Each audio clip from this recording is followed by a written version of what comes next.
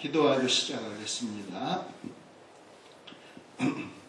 하나님 아버지 감사합니다. 오늘 또 이렇게 토요일 오후 시간에 저희들 이렇게 모여서 정말 하나님의 말씀을 공부할 수 있도록 해주시니 감사합니다.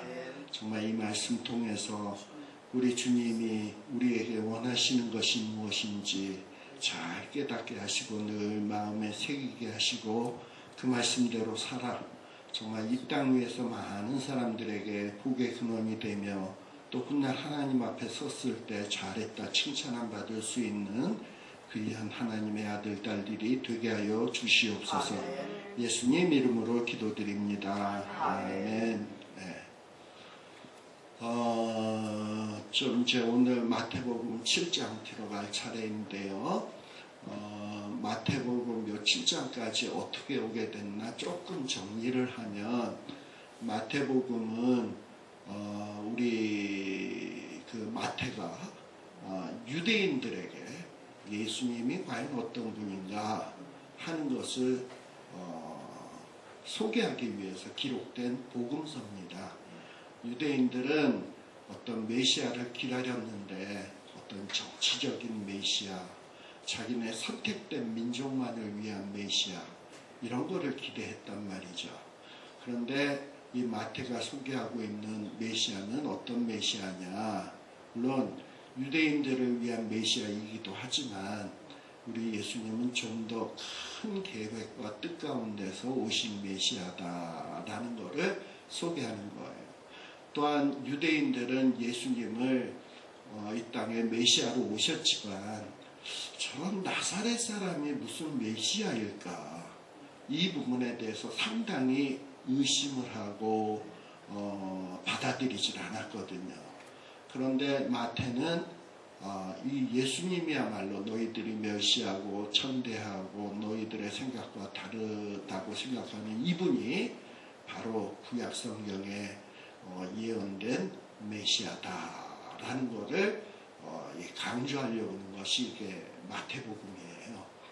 그래서 이 마태복음 1장이 족보로 시작했잖아요. 그래서 이 예수 그리스도야말로 아브라함과 다윗의 자손이고 하나님이 보내시려고 하는 메시아다.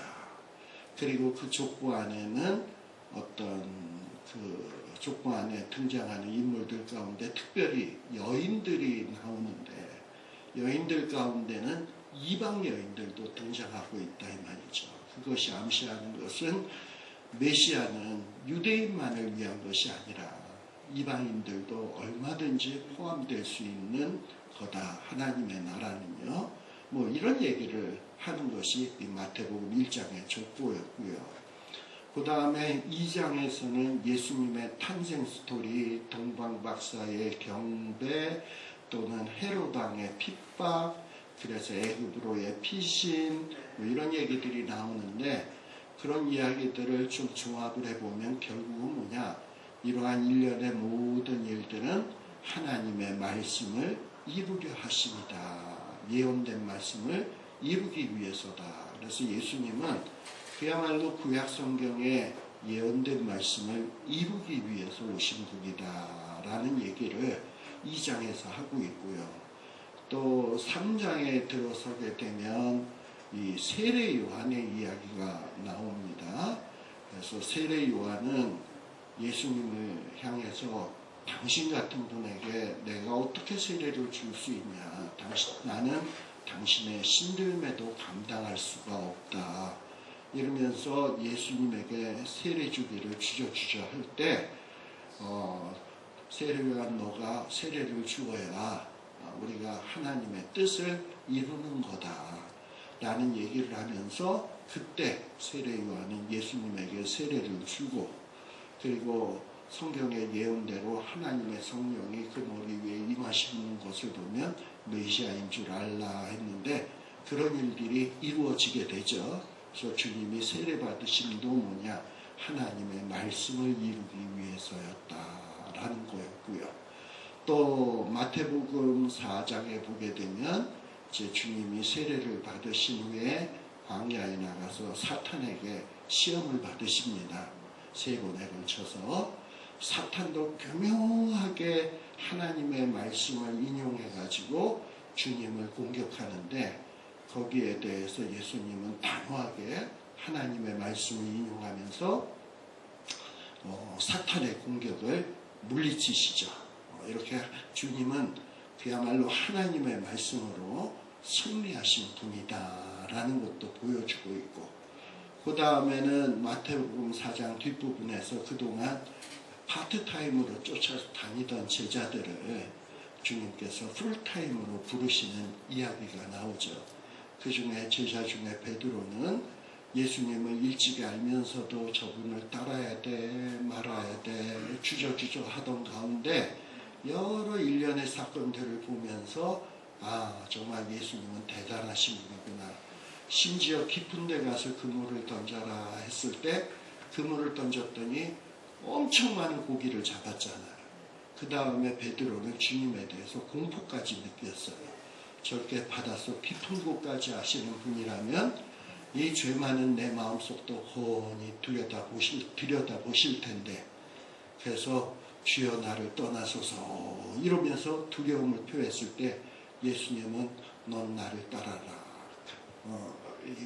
그랬더니 베드로도 또 옆에 있었던 요한, 야고보도 다 그물을 버려두고 고깃배를 버려두고 주님을 따르기 시작을 합니다. 그리고서는 주님께서는 산에 올라가서 이제 본격적으로 제자들을 교육하기 시작하죠. 그래서 이 마태복음 5장, 6장, 7장은 주님께서 산에 올라가서 제자들에게 가르치는 내용인데, 이 비슷한 내용이 누가복음에도 나옵니다만 누가복음에 나오는 얘기는 일반 무리를 평지에서 가르치는 내용이고, 이 마태복음 5, 6, 7장은 주님의 제자들에게 어떻게 하면 참다운 제자가 될 수 있는지 하는 것을 가르치는 내용이 이 마태복음 5, 6, 7장 산상수훈이다라고 말씀을 드렸어요. 그래서 산상수훈의 제일 처음은 마태복음 5장 초두에 팔복으로 시작한다 했습니다. 그래서 이 팔복은 뭐냐? 하나님이 인정하는 복이에요. 사람들이 좋아하는 복이 아니고. 그래서 참된 제자는 이렇게 하나님이 인정하는 복을 받는 사람들이 되어야 되는데, 이 팔복에 나타나는 모습은 참된 주님의 제자, 하나님의 백성들이 갖추어야 될 모습을 소개하고 있다라고 얘기를 했어요. 그리고 그 다음서부터는 주님께서 말씀을 가르치시는데, 특별히 주님이 말씀을 가르친 내용의 핵심은 뭐냐? 너희들이 이전부터 하나님의 율법의 말씀을 받았고 율법엔 이렇게 말씀하고 있으나 나는 너희에게 이르노니, 이러면서 주님께서 율법의 말씀의 참된 의도, 목적, 취지, 이거를 제대로 알고 이 말씀을 시행해야지, 그저 율법의 말씀을 문자 그대로만 받아들여 가지고 문자 그대로 지켜서 내가 의롭다고 생각하면 천만의 말씀이다. 그런 행태를 보이는 사람들이 주로 바리새인들, 서기관들인데, 너희들의 의는 이런 바리새인들과 서기관의 의보다 훨씬 더 나아야 된다 하면서 주님께서는 살인, 간음 이런 것들을 이야기하면서 이 하나님의 말씀들을 설명하고 있었습니다. 그래서 요 마태복음에 나오는, 그리고 또 6장에서는 또 무슨 얘기를 하느냐 하면은, 너희들이 정말 하나님의 말씀을 순종할 때에는 사람에게 초점을 두어서는 안 된다. 내가 이 율법을 행할 때 사람들이 저 사람은 참 경건하구나. 그래서 경건을 티내려고 하나님의 말씀을 순종해서는 안 되고, 은밀한 중에 보시는 하나님을 의식하면서 코람데오의 신앙으로 하나님의 말씀을 순종해야 하나님이 기뻐하는 거지, 사람에게 보이려고 하지 말아라. 심지어는 너희들의 인생의 가치관도 정말 이 땅에다 두지 말고 이 가치관도 하늘에다 두고 살아야지. 이 땅에 두어서는 안 된다. 이 땅은 도둑이 훔쳐갈 수도 있고 동록이 다 이렇게 해서 그 보물들을 해할 수도 있고, 그러니까 너희들은 저 하늘의 영원한 하나님의 나라에 소망을 두어라. 그리고 이 땅에서도 무엇을 먹을까 무엇을 마실까 그런 거 너무 염려하지 말고 먼저 그의 나라와 그의 의를 구하면서 살아라. 그러니까 초점을 다 하나님께 맞추고 그리고 우리 주님께 맞추라는 그 얘기예요. 그죠? 네, 그러면서 살아라. 그래야 이것이 참된 주님의 제자의 모습이다 라고 이런 6장까지 대충 설명을 드렸습니다. 그래서 나중에 저도 그래서 요 마태복음을 최근 들어서 다 예전에 읽었던 말씀이지만 또 읽고 또 읽고 또 읽고, 그래서 자꾸 이렇게 반복해서 읽으면서 뭘 생각하려고 하냐면 1장에서부터 이야기의 흐름이 논리적으로 어떻게 흘러가는가, 그러면서 전체적으로 마태복음을 통해서 정말 유대인들에게 무엇을 얘기하려고 하는 건가, 예수님에 대해서 이거를 자꾸 되새기고 그래요.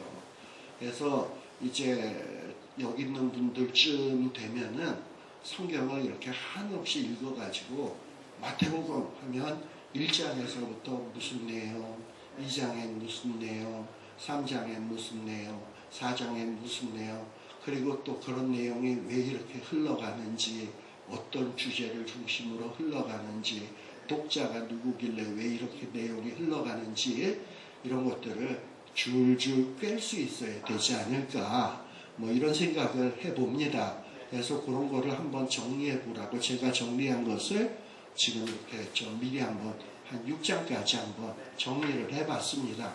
그리고선 이제 7장에 들어가면 그래서 또 7장에 이런 말씀이 나오는구나, 또 이렇게 연결이 되리라고 보여져요. 자, 그래서 이 7장에 들어가면 7장에서 핵심적인 메시지가 뭐냐 하면, 자, 우리 주님이 하시는 말씀이 뭐라고요? 주님은 율법의 말씀을 이루려 왔어요. 내가 율법을 폐하러 온 것이 아니라 율법을 완성하러 오셨다고 주님은 거듭 말씀을 하고 있습니다. 그런데 7장 12절에 주님께서 율법의 대강령이 뭔가, 우리가 소위 황금률이라는 게 있잖아요. 그래서 이 황금률을 얘기하면서 대접을 받고자 하는 대로 대접하라 라는 얘기가 나온단 말이죠. 그러면서 이 대접을 받고자 하는 대로 대접하는 것이 어떻게 보면 율법을 이루는 일이고 율법을 완성하는 일이라고 주님이 이야기를 하고 있습니다. 근데 과연 대접을 받고자 하는 대로 대접하는 게 어떻게 율법을 완성하는 거지? 이런 퀘스천을 가지면서 우리들이 이 7장의 말씀을 봐야 한다라는 것을 제가 말씀드리고 싶습니다. 그래서 이 산상수훈은 어떻게 보면 정말 이 율법을 이룬다는 게 무엇인지, 율법을 폐하지 아니하고 완성한다는 게 무엇인지, 그리고 제자들은 이렇게 율법을 이루는 사람, 율법을 완성하는 사람이 되어야 된다. 누구처럼? 예수님처럼. 이런 거를 가르치고 있는 거예요. 자, 그런데 7장에서는 이제 7장으로 딱 들어가시면 7장 1, 2절에 보면 예수님께서는 어떤 얘기로 시작을 하냐. 비판받지 아니하려거든 비판하지 말아라. 너희의 비판하는 그 비판으로 비판받을 것이다. 아마도 비판을 제일 잘하는 사람들이 있다면 소위 자기네들이 선민이다라고 하는 의식을 갖고 있는 유대인들일 거예요. 그리고 자기네들은 택함받은 백성이고 의로운 백성이고 이방인들은 개만도 못하고 짐승만도 못한 존재, 우리는 저들과 달라, 이러면서 자기네들은 꽤 의롭고 우월한 사람, 저것들은 심히 부족한 자들, 그러면서 이방인들에 대해서 신랄하게 비판하고 이방인들과 어울리는 사람을 신랄하게 비판하는 자들이죠. 그리고 자기네들의 의의를 자랑하는 사람들이라 이 말이에요. 특별히 유대인 중에 대표적인 사람들은 아마도 바리새인들, 서기관들 이런 사람들이겠죠. 주님은 앞에서도 바리새인들과 서기관의 의의보다 나아야 된다라는 얘기를 했단 말이에요. 그러면서 비판하면은 사람들이 바리새인 뭐 이런 거 생각할 수 있잖아. 바리새인이라는 뜻이 분리한다, 구별한다라는 뜻이에요. 난 저들과는 달라. 그럼 저들과 다르려면 어떻게 다른지를 따져봐야 될 거 아니야. 비판해봐야 될 거 아니야. 난 저들처럼 저렇게 기도 안 하고 자선 안 하고 이러지 않아. 난 이렇게 자선을 많이 베풀어. 나는 이렇게 길거리에서도 기도하는 사람이야. 이러면서 자기네들이 잘났다고 이렇게 자랑하는 사람들 아닙니까? 그렇잖아요. 그런데 주님은 아마도 이런 바리새인을 염두에다 두었는지 유대인들을 염두에다 두었는지 또는 제자들도 유대인들이니까 그리고 주님을 따라다니는 것을 보면 굉장히 나름대로 메시아를 기대했고 그리고 하나님 앞에서 바르게 살려고 노력하는 사람들 아니었겠습니까? 근데 그런 사람일수록 자기의 의의를 내세우기가 쉽거든. 그러니까 이런 제자들을 가르치면서 뭐라고 얘기하냐면 너네들 비판하지 말아라. 비판받지 않으려면 비판하지 말아라. 그리고 너희들이 그 비판으로 비판을 받는다. 그리고 너희의 헤아리는 그 헤아림으로 헤아림을 받는다라는 거예요. 보통 이 비판이라는 것은 어떤 사람을 평가하고 그리고 정죄하는 것을 의미합니다. 근데 내가 누구를 이렇게 평가하고 정죄했다. 그럼 나도 비판을 받을 텐데 그럼 과연 이 비판을 누구에게서 받을 것인가? 사람들에게 받는다는 얘기인가? 아니면 하나님으로부터 받는다는 얘기인가? 이걸 생각해 볼 필요가 있어요. 그런데 사람은요, 누구를 정확하게 평가하고 판단할 수도 없고요. 그렇잖아. 우리 여태까지 조국한테 깜빡 속아왔잖아요. 외적인 모습으로 그의 학벌에, 그의 외모에, 그의 그 어떤 트위터질에, 그래서 세상에 제일 깨끗한 사람으로 알아왔잖아요. 근데 까고 보니까 그 속은 개차반이더라 이 말이에요. 그러니까 사람은 외모를 보기 때문에 어떤 사람에 대해서 정확한 판단, 평가할 수 없습니다. 가장 정확한 판단, 평가를 할 수 있는 분은 누구냐? 중심을 보시는 하나님 뿐이에요. 그러니 사람이 누구를 제대로 된 판단도 할 수 없을 뿐만 아니라 또 판단을 사람에게서는 받을 수도 없어요. 나는 실제적으로는 의로운데 상대방은 나를 정죄할 수도 있단 말이지. 하나님은 나를 의롭다 여기시는데 저 사람은 나를 나쁜 사람이라고 얘기할 수 있단 말이에요. 그러나 실제는 하나님의 평가가 중요한 거죠. 근데 내가 이렇게 사람을 함부로 정죄를 하고 판단을 하면 그런 어떤 판단을 하나님으로부터 받게 된다. 이거 참으로 무서운 얘기예요. 그래서 비판하지 마라. 제대로 된 판단, 특히 정죄의 문제는 이건 하나님만이 하실 수 있는 일이고 또 정죄에 반대되는 용서 이것도 누구만이 하실 수 있는 문제냐? 주님만이 하실 수 있는 문제예요.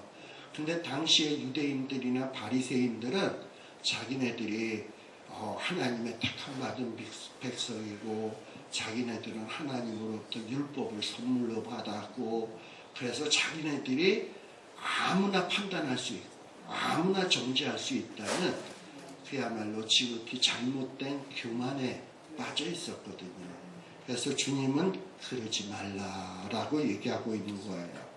그러면서 7장 3절에서는 주님은 말씀하시기는 어쩌면 너희들의 눈 속에 티가 아니라 너희 눈 속에는 들보가 있는 것 같다. 그러면서 형제의 눈 속에 있는 티를 보고 뭐라고 그러는 것 같은데 너희 눈 속에는 들보가 있다 라고 얘기를 하고 있는 거예요. 주님은 요셉의 아들이잖아요. 요셉은 직업이 목수였습니다. 아마도 요셉은 많은 학자들이 이야기하기를 일찍 돌아가시지 않았나. 그래서 예수님이 자기의 동생들 그리고 어머니를 어린 시절서부터 가장으로서 보살피지 않았나 하는 생각을 해요. 그럼 어떻게 보살폈을까? 아버지의 직업을 따라 예수님도 목수 일을 했을 것이다 라고 얘기를 하는 거예요. 그래서 예수님이 이 설교 말씀 또는 이런 가르침을 하실 때 보면 목수 티가 나요. 그래서 지금도 무슨 얘기를 하고 있습니까? 들보. 목수가 열심히 할 때 대패 갈고 톱으로 썰고 하는 게 뭐예요? 이렇게 집에 있는 들보, 기둥 뭐 이런 거 만들잖아. 근데 이 들보를 들 때가 얼마나 무겁다고 생각했겠어 예수님이. 물론 나이 30 먹은 젊은 분이지만 이 들보는 무거운 거거든. 근데 니들은 형제의 눈 속에 있는 가벼운 티는 보고 네 눈 속에 있는 들보는 못지 못하구나 이러고 얘기하는 것이 예수님이 목수였기 때문에 자기가 자기 생활 속에서 이렇게 늘 접촉하고 다루고 했던 것들을 그냥 아무 생각 없이 한 것이 아니라 이것을 신앙생활에 적용하면서 주님은 사셨던 분이구나 라는 것을 알 수 있어요. 또 예수님이 목수였던 티가 나는 것이 내가 너희에게 주는 멍에는 가볍고 쉽다라는 얘기를 하시잖아요. 그래서 당시에는 소가 매는 멍에, 이렇게 말들이 매는 멍에 일하기 위해서 그런 것들이 필요하잖아. 근데 이 멍에 같은 게 이게 잘못 만들어지면요, 이게 소가 얼마나 불편해한지 몰라. 우리 이빨도 무슨 뭐 틀니나 임플란트 같은 거 잘못하면 이게 이에 잘 안 맞아가지고 아주 괴롭잖아. 뭐 이 라디오 광고에 보면 10번을 가도 하나도 안 맞아 이런 광고 있잖아. 나는 근데 한 번 갔는데 딱 맞아 뭐 이러면서 브라이트 덴탈 뭐 이런 사람 나오잖아요. 그런 식으로 뭐가 이렇게 멍에가 잘 안 맞으면 소가 굉장히 불편하거든. 근데 예수님은 아마도 목수로서 멍에를 만드는데 어떤 아주 특별한 기술이 있었던 것 같아요. 그래가지고 내가 너희에게 주는 멍에는 가볍고 쉽다. 왜냐하면 이전에 소나 이런 걸 위해서 멍에 만들어서 팔았을 때 사람들이 너무 딱딱 맞고 좋으니까 예수님한테 열심히 그 멍에를 사러 왔고 예수님이 그걸 팔아가지고 돈을 벌어서 가족을 부양하고 어머니 모시고 하지 않았나 뭐 이런 생각을 한다 이 말이에요. 그런데 이렇게 예수님이 목수로서 지금 이 말씀을 증거하는데도 뭐라고 얘기하냐? 들보, 티 그리고 톱질을 하거나 대패질을 하거나 특히 요즘 같으면 전기톱이 많잖아. 윙하다 보면 톱밥 같은 핏들이 눈에 픽 들어가면 그거 얼마나 고생을 해서 네 눈 속에 있는 티는 보고 뭐 이런 얘기들이 주님이 목수여서 자연스럽게 말씀을 할 때 스며 나온 것 아니겠는가 하는 것을 우리가 느끼게 됩니다. 자, 그러면서 네 눈 속에 이렇게 무시무시한 들보가 있는데 4절에 어찌하여 형제에게 내 눈 속에 있는 티를 빼라 하겠느냐 뭐 이런 얘기를 하고 있어요. 뭐 이 내용의 뜻은 뭐겠습니까? 이런 거예요. 입장 바꿔놓고 생각을 해봐라. 남이 너도 비판받기 싫지? 근데 남이 너를 비판하면 좋겠냐? 그렇다면 너도 남을 비판하지 말아라. 우리는요 보통 남에게는 지독하게 가혹합니다. 얼마 전까지 조국 씨가 그랬어요. 남에게 얼마나 가혹하게 그야말로 그냥 남의 마음을 후벼파는 트윗질을 많이 했는지 모릅니다. 근데 이제 그 비판으로 지금 지가 신랄하게 비판을 받고 있잖아요. 근데 남에게는 그렇게 또 가혹한 사람이 자기와 자기 가족에는 또 한없이 너그러워요. 예, 그런 모습을 우리가 지금 생생하게 보고 있지 않습니까? 그런 식으로 지금 여기 비판하지 말라라는 얘기는 바로 이 얘기예요. 남에게 너무 가혹하지 말고 자기에게 너무 너그럽게 대하고 이러지 말고 네가 비판받기 싫으면 너도 남에게 비판해서는 안 된다라는 얘기를 하고 있는 거예요. 그러면서 외식하는 자여 내 눈 속에 있는 들보를 빼라 이러면서 이야기를 하고 있습니다. 그래야 네가 네 형제의 눈 속에 있는 티를 뺄 수 있지 네 눈 속에 들보를 넣어놓고서는 어떻게 형제의 눈 속에 있는 티를 빼겠냐라고 얘기를 하고 있는 거예요. 그런데 이런 얘기를 하다가 갑자기 엉뚱한 이야기가 6절에 나오고 있습니다. 7장 6절. 이렇게 비판 얘기를 하다가 왜 갑자기 거룩한 것을 개에게 주지 말며 너희의 진주를 돼지 앞에 던지지 말아라. 그것을 발로 밟고 돼지나 개가 그것을 발로 밟고 찢어 상할까 염려하라. 이런 얘기가 나온단 말이죠. 이게 앞에 분명히 나왔던 비판, 들보, 티끌 도대체 이게 무슨 연관이 있나? 좀 이런 느낌이 안 들어요. 어떻게 이게 연결이 되지? 하는 생각이 들잖아요. 자, 여기에서 비판하지 말라 그랬어요. 자, 근데 그러면 우리 신자는 아무런 비판도 안 해도 되는 것인가 하는 이런 문제예요. 간혹 교회 안에는 적그리스도다 이단의 사상을 갖고 들어오는 자들이 있어요. 교회를 망가뜨리기 위해서. 근데 성경에 보면 마태복음 7장 5절에 보니까는 비판하지 말래. 저들이 아마 이단 사상 가져도 내가 비판할 수 없어. 좋은 게 좋은 거지 그래 사랑으로 다 감싸자. 이러면 되겠습니까? 안 되죠? 이단이나 잘못된 사상을 가지고 교회를 망가뜨리고 공동체를 붕괴하러 들어온 자는 우리들이 뱀같이 지혜롭게 판단해서 이들의 잘못이 무엇이며 이들이 얼마나 위험하며 이걸 판단해 가지고 잘라낼 것은 잘라내야 된다 이 말이에요. 특별히 복음이나 하나님의 말씀 이런 것들을 우리가 전해야 되는 건 맞습니다. 그러나 이 복음과 하나님의 말씀을 아무나에게 다 전한다고 그들이 순순히 다 받아들이고 귀하게 여기느냐? 절대 안 그런다 이 말이에요. 어떤 자는 조금 들은 풍어를 가지고 기독교를 얼마나 비판하고 찢어발기고 내가 교회를 다녀서 말씀을 들었는데 글쎄 성경을 내가 이래서 못 믿네 이러는 자들이 있단 말이죠. 그야말로 진주 같은 말씀, 보석 같은 말씀을 주었더니 그것을 가지고 발로 밟고 상하게 하고 심지어는 그게 보물이나 진주를 이건 귀하게 장식하고 귀한 데 써야 될 거를 갖다 먹는 것인 줄 알고 처먹기만 하고 그거를 갖다가 똥으로 뱉어내기나 하고 이런 자에게 그런 걸 줘서야 되겠냐 이 말이에요. 그리고 그런 걸 줘봐야 귀한 줄 모르니까 밟지. 그러니까 이 얘기는 비판을 아예 하지 말라는 얘기가 아니야. 진짜 해야 될 비판은 해야 돼요.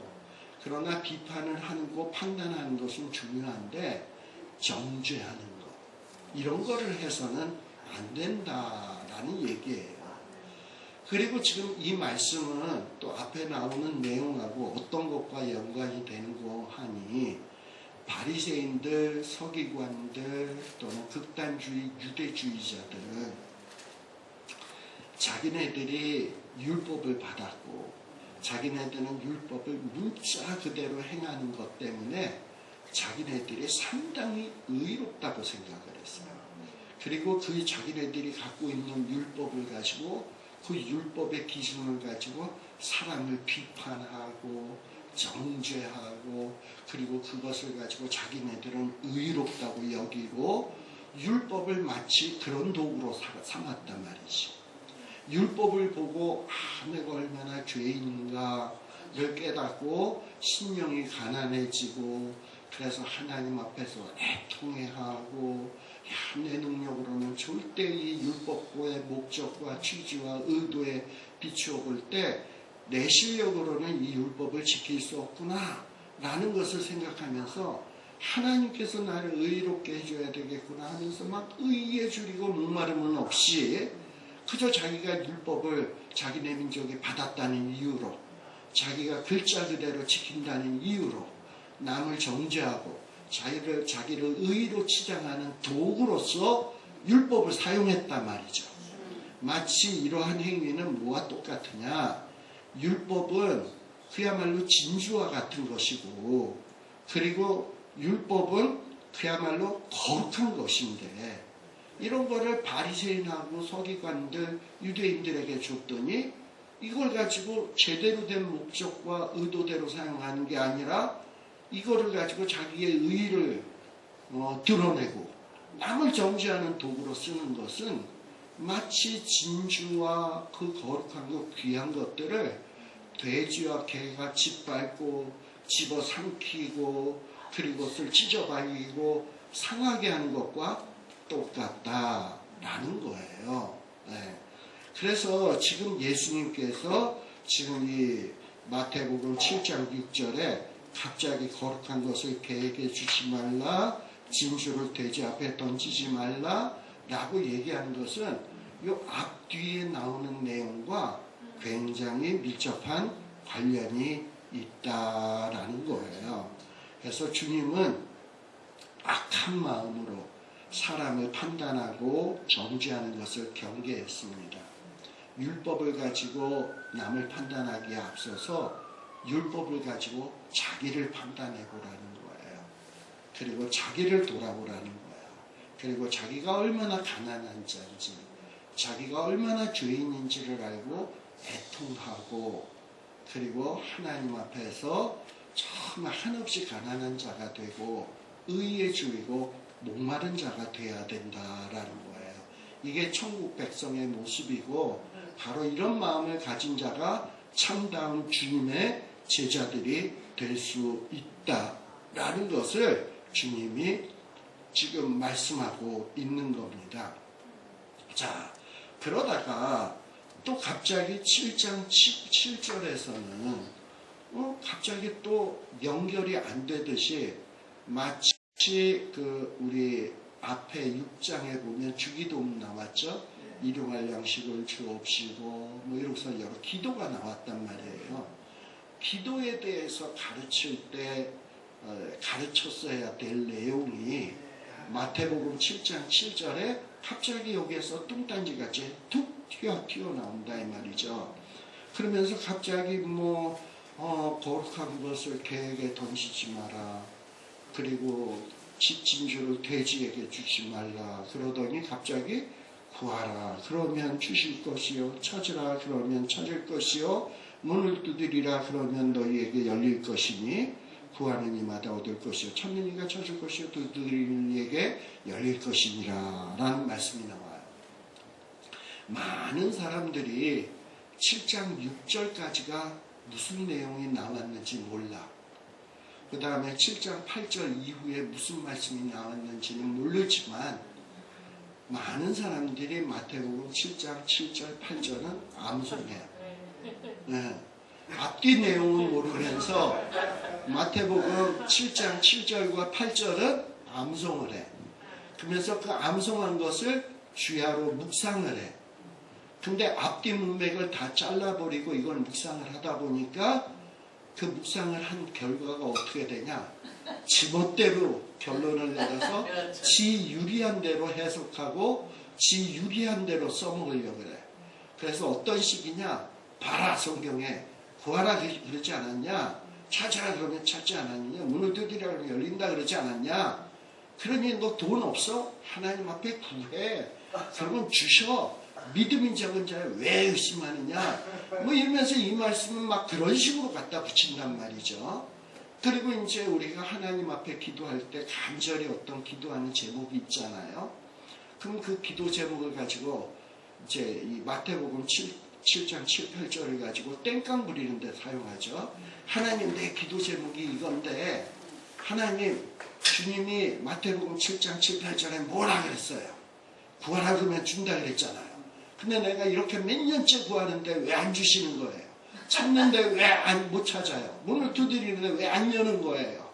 이러면서 막 그냥 막 완전히 어거지 부리는데 이 말씀을 인용한다 이 말입니다. 과연 그런 태도가 올바르냐? 그러면 우리 주님, 내가 주님이라면 이렇게 얘기할 것 같아. 그래, 마태복음 7장 7, 8절에 그런 말씀이 있는 건 맞긴 맞는데 너 1절에서부터 5절까지 무슨 말씀이 있는 줄 알아? 그 다음에 9절서부터 나머지 절에 무슨 내용이 있는 줄 알아? 도대체 그 말씀이 무슨 뜻으로 내가 그 말을 했는지 너 알고 하는 얘기야? 하고 물으실 것 같다 이 말이죠. 그러니까 우리가 성경을 제대로 알아야 돼. 어느 한두 구절만 뚝 떼가지고 그것만 암송하고 지멋대로 해석해가지고 지멋대로 적용하고 그걸 가지고 지멋대로 하나님 앞에 땡깡 부리는 대로 사용하면 안 된다라는 얘기예요. 자, 그래서 이 말은 두 가지로 해석할 수 있습니다. 지금 여태까지 마태복음 5장, 6장에서 말하고 있는 내용이 뭡니까? 율법, 하나님이 주신 선물 맞아요. 근데 이 율법의 참 목적, 의도, 취지 이것을 알고 그 취지, 목적에 맞게 행한다라는 것은 정말 불가능한 일입니다. 사실 우리가 바리새인들의 의, 서기관들의 의를 능가한다. 그들은 문자 그대로 지키는 거죠. 목적 취지에 관계없이 문자 그대로 지키면서 보통 많이 지켜요. 걔네는 거기에다 또 세부 규정까지 만들어 놓고 지켜요. 그리고 자기네들이 의롭다고 굉장히 과시해요. 근데 우리가 문자 그대로 지키는 식으로 해서 바리새인들이 율법을 철저하게 지키는 것보다 더 우리가 능가할 수 있냐? 절대 없어. 근데 주님은 너희들의 의가 바리새인의 의보다 더 낫지 않으면 안 된다라고 얘기를 하거든. 가능해요? 불가능해요? 불가능하지.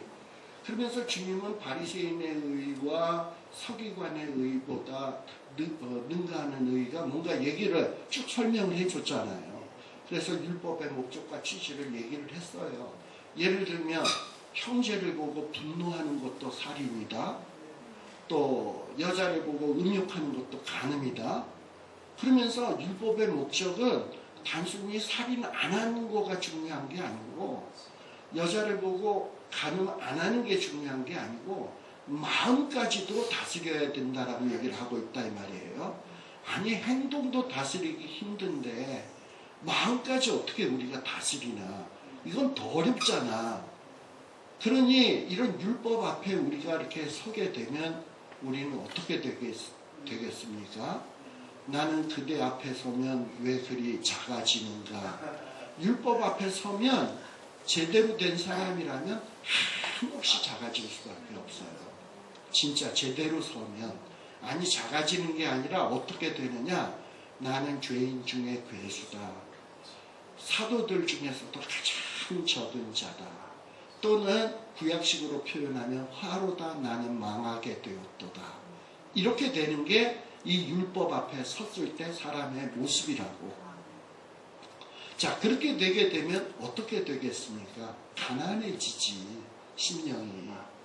뭐 어떻게 내게 가진 게 없는데 행할 수 있는 능력도 없고 힘도 없고 아무것도 없는데 그러니까 나는 왜 이렇게 한심할까? 한없이 가난해져요. 그리고 그 다음에 가난한 모습을 느끼게 되면 어떻게 되느냐? 내가 너무 불쌍하고 내가 너무 초라하고 너무 안심해 슬퍼. 그래서 하나님 주님 앞에서 한없이 애통을 해. 어떻게 하면 내가 살 수 있을까?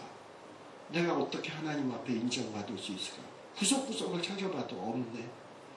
의로워지고 싶은데 의를 행할 수 있는 능력도 없고, 그래서 주님 내가 의로워지려면 어떻게 하면 좋겠어요? 어떻게 하면 좋겠어요? 이러고서 의에 줄이고 목말라 하는 이런 간절한 구함이 있는 거예요. 지금 주님께서 여기서 구하라 그러는 것은 너네 돈 부족해? 돈 구해. 명예가 필요해? 명예 구해. 뭐 출세하고 싶어? 출세 구해. 그럼 줄게. 이 얘기가 아니에요. 앞뒤 문맥을 따져보면 야 너희들이 율법을 보니까 어떤 느낌이 들어? 가난하지? 애통하는 마음 들지? 정말 의의를 행할 수 있는 능력 하나도 없다는 거 알겠지?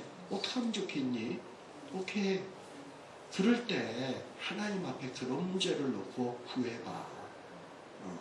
그리고 찾아봐. 문을 두드려봐. 엉뚱한 것 갖고 구하지 말고 진짜 귀한 것을 가지고 하나님 앞에 구해봐. 진짜 복은 물질이 아니고 명예가 아니야. 진짜 너희들이 구해야 될 복은 팔복. 아까 기억하시잖아요. 그런 복이야. 그런 걸 구해, 그런 걸. 근데 그런 거는 마치 돼지와 개가 진주와 거룩한 것을 우습게 여기고 짓밟아버리듯 밟아버리고 팔복 같은 거를 이렇게 짓밟아버리고, 너희들은 오로지 그저 보물, 동록이 이렇게 쓸어버릴 보물, 썩어지고 없어질 보물, 이 땅의 것에만 시선을 두고 왜 그런 것만 구하냐. 저 하늘에 있는 것을 구하고 하나님이 인정하는 것을 구해야지. 그런 거 구하면 하나님이 주실 거야. 찾으면 찾을 거야. 문을 두드리면 하나님이 그것을 위한 문을 활짝 열어주실 거야. 라고 이 문맥을 해석을 해야 맞는 거다. 이 말이에요. 이해되시겠죠? 자, 그러면서 그 뒤에 뭐라고 나옵니까? 자, 너희 중에 누가 아들이 달라 하면 돌을 주며 생선을 달라 하면 뱀을 주소라. 이거 뭐 다 아는 내용이잖아요. 요 9절에서 11절도 또 뭐랑 연결을 지어야 되냐? 앞에 7절과 8절에 나오는 말씀하고 요 9절과 11절을 연결해야 돼요. 지금 하나님께 구하면 주신다는 얘기죠. 7, 8절이. 그런데 이 9절에서 11절은 이 구하는 것을 주시는 하나님이 어떤 분이신가 라는 것을 설명하고 있는 거예요. 그 설명이 뭐냐? 사람도 자식들이 부모에게 떡을 달라 그러면 돌을 줄 부모가 어디 있냐. 그리고 생선을 달라 그러는데 뱀을 줄 부모가 어디 있냐. 그러니까 부모는 어떤 자들이다? 자식이 뭘 구하면 좋은 거 주는 부모들, 나쁜 거 절대 안 준다 부모는. 그 얘기를 하는 거죠. 그러면서 뭐라고 얘기하냐, 부모도 설사 악한 부모도 좋은 것으로 자식에게 줄 줄 아는데, 악한 부모도 하물며 지극히 선하신, 하물며 하늘에 계신 너희 아버지가 구하는 자에게 좋은 것 주지 않겠느냐. 그러니까 하나님은 어떤 분이다? 좋은 것 주는 분이다. 구하는 자에게 좋은 것 주시는 분이다 라는 거예요. 자, 그러니 죄인님도 자식에게 좋은 것으로 들어주는데 하물며 지극히 선하시고 사랑이 넘치시는 하나님이야 뭐 더 이상 말할 필요가 뭐가 있겠냐 이 말이죠.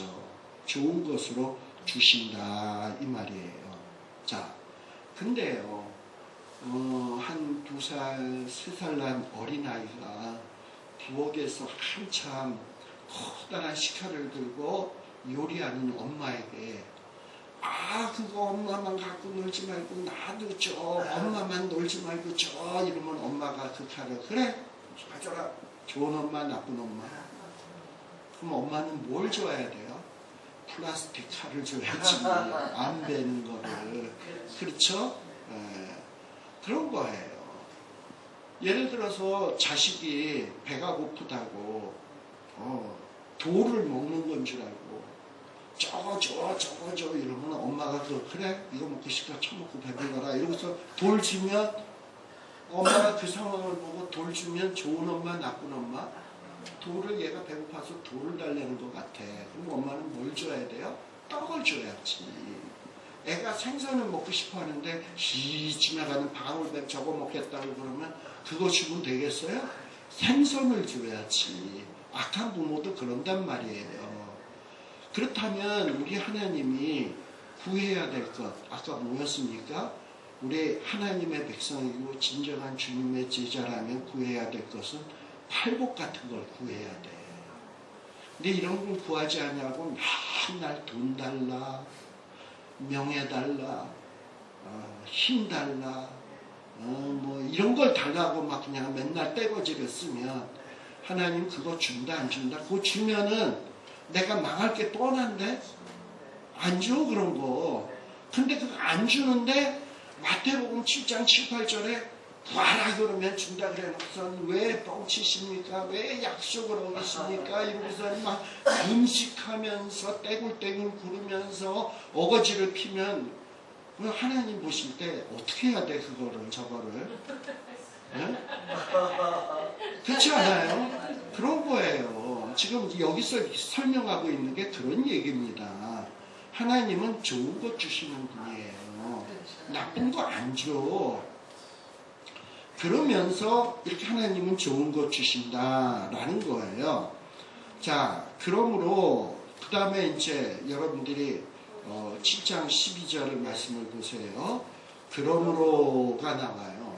그러므로는 뭡니까? 앞에랑 연결돼서 변론을 얘기하는 거잖아요. 네? 자, 그러면 뭡니까? 여기서 그러므로라는 얘기는 뭐 하라는 얘기예요?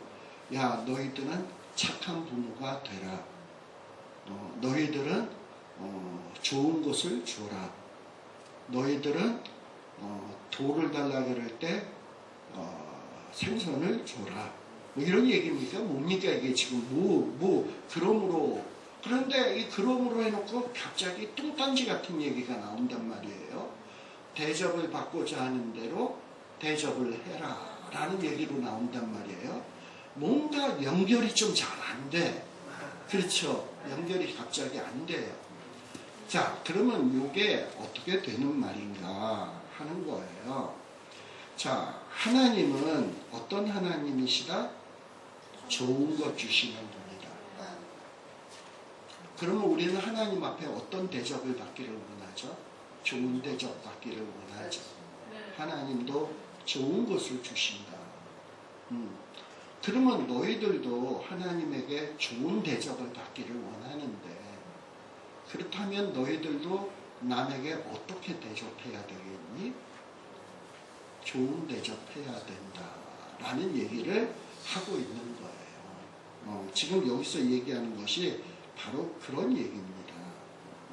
너도 남에게 대접을 받고자 하는 대로 대접을 해라 라는 얘기가 너도 남에게 좋은 대접을 받고자 하면 정말 좋은 대접을 해야 된다라는 이야기를 하고 있는 겁니다.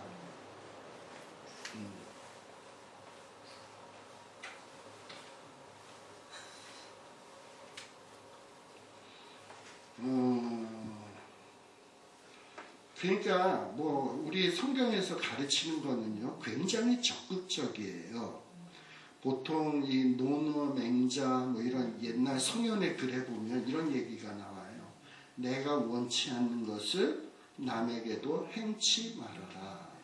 내가 원하지 않는 거면 남에게 행치 말아라. 이거는 좀 부정적인 명령이에요. 내가 원하지 않는 거 남에게 행치 말아라. 근데 성경은 어떻게 얘기하냐? 너 대접받고 싶어? 남에게 대접해. 좋은 것으로 너가 대접받고 싶어? 그럼 너도 남에게 좋은 것으로 대접해. 이 얘기를 하고 있는 거야 이 말이에요. 그러니까 훨씬 더 적극적인 거야. 그러니까 우리 하나님은 예수님께서는 율법을 강의할 때도 보면 너희들은 살인하지 말라라는 얘기를 들었으나 살인하지 말라는 굉장히 부정적이고 소극적인 명령이에요. 살인 안 하면 돼.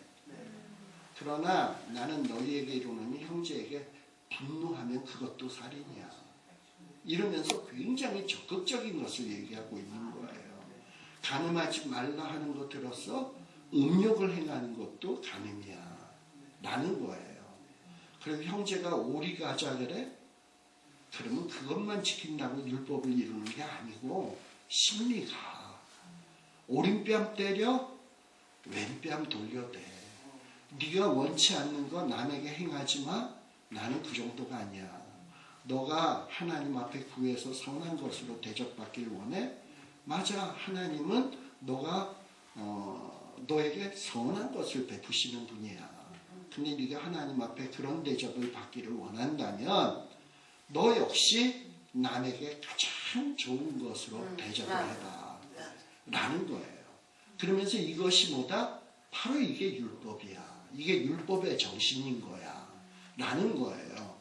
그러니 앞에서 5장에서부터 6장까지 쭉 얘기하면서 무엇이 율법을 이루는 것이며 무엇이 참다운 제자의 도리며 이런 것들을 주님이 가르치셨잖아요. 이거를 한마디로 요약해서 얘기를 한다면 정말 대접을 받고자 하는 대로 대접을 해라. 지금 이러면서 주님이 요약하고 있는 거예요. 이 원리를 적용을 하면 너희들이 율법을 이룰 수 있다라는 것을 이야기를 하고 있는 겁니다. 자, 그런데 이 율법의 잠시 쉬었다 가야 되겠네요. 그렇죠? 시간이 너무 많이 갔네요. 잠시 쉬었다 가겠습니다.